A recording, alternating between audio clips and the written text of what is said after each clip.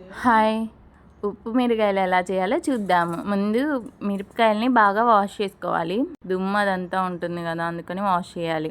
ఈ పొలంలో ఇవి 2 కేజీలు ఉంటాయి. పొలంలో మిరగాయలు అయితే చాలా టేస్టీగా ఉంటాయి, బయట మిరగాయల కన్నా కూడా. పిన్నీస్తో అలా ఘాటు పెట్టుకోవాలి. కొంచెం గీతలాగా గీసుకుంటే సరిపోతుంది. అన్నిటికి అలానే పిన్నీస్తో గీతల్లాగా గీసుకోవాలి.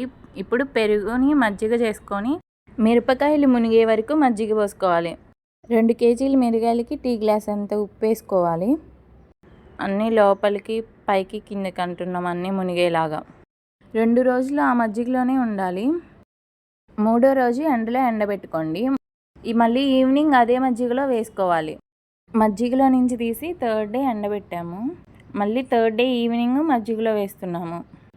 మళ్ళీ ఒకసారి కలుపుకోండి బాగా మజ్జిగ పట్టేలాగా.